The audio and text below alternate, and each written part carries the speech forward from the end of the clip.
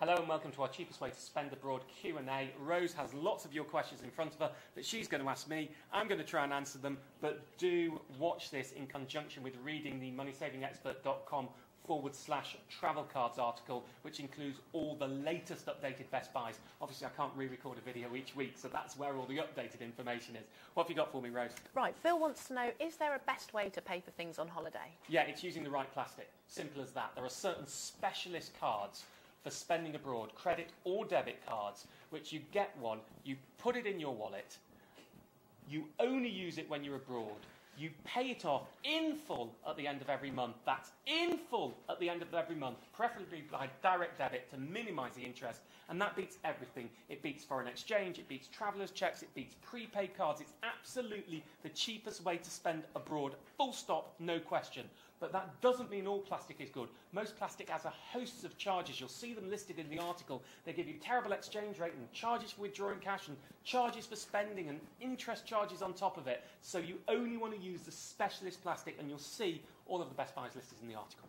Robin, Holly and Chris and loads of other people are saying, I used to have a nationwide account, but it's stopped its free spending abroad. What is the best bank account to use for spending overseas? Well, as I'm recording this, there are 3 bank accounts that give you really good rates for spending overseas. But with all of them, they're not that easy to get. And when you do get, you actually need to switch bank accounts. There are certain tricks you can use to play so you're not really switching bank accounts. But that tends to be quite a difficult thing to do.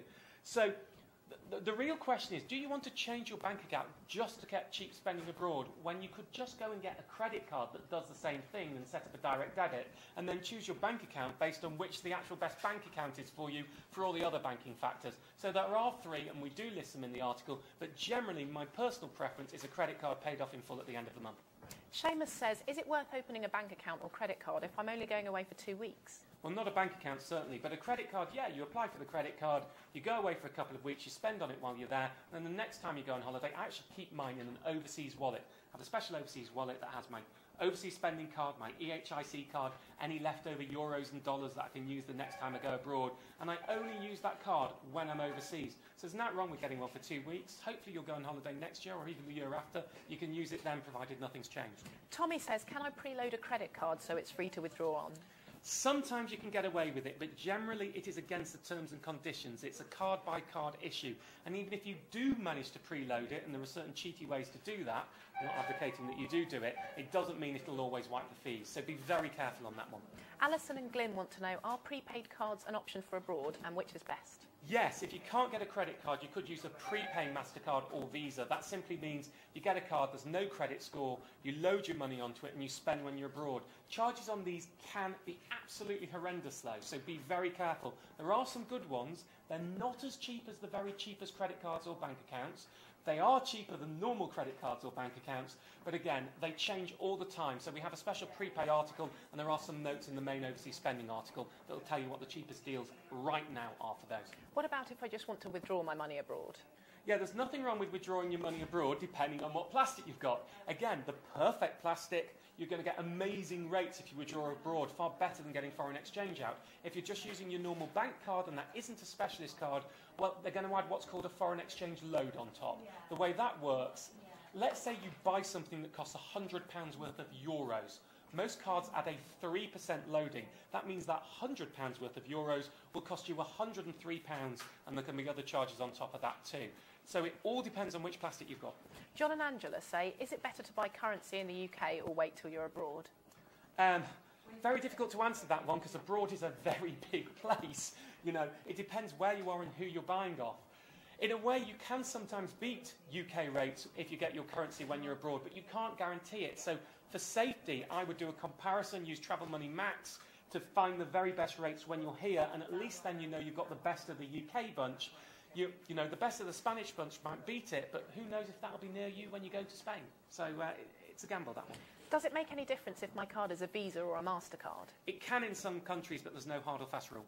And we're going to move on to some quick-fire questions now, Martin. Should I wait till I get to the airport to buy currency? No! No way, no how. Don't do it. That's absolutely the worst thing to do. Look, airports know they've got you as a captive customer, so they give you much worse rates.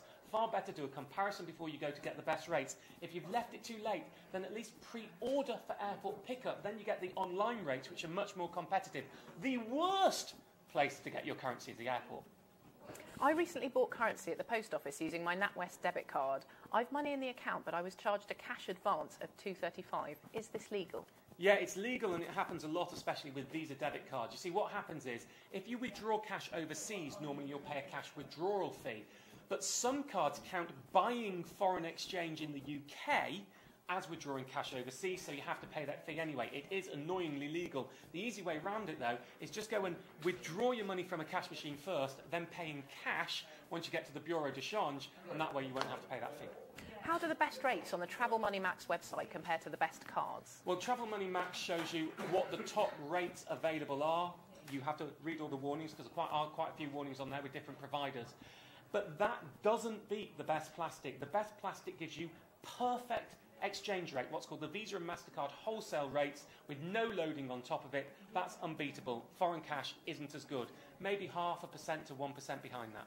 I'm going travelling. Do I need different cards for different places? No, because the point is these cards give you the perfect exchange rate in whatever country you're in. So no, you don't. Just one perfect plastic. Do any credit cards give you travel insurance too?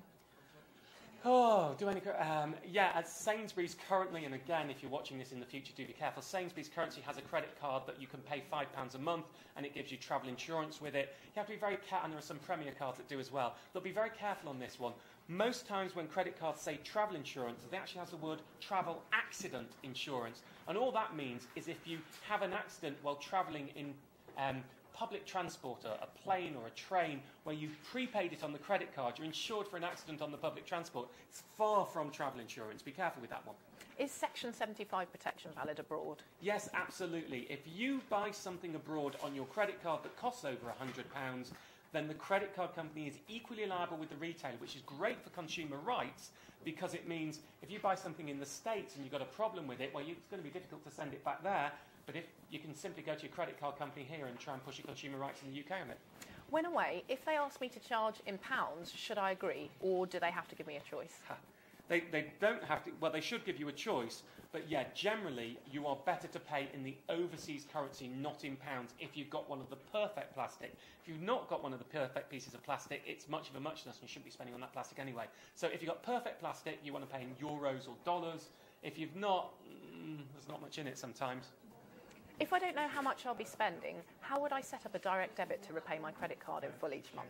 A direct debit, literally, you say a direct debit to repay in full each month, and the amount that's taken moves up and down with the amount that you have on your balance. It's an automated process. They do it for you. So as long as you know what you spent, that money, ding, will just be taken out, no problem. And I think that's all we've got time for this week. Lovely. Thank you very much for watching. Hope you enjoyed that.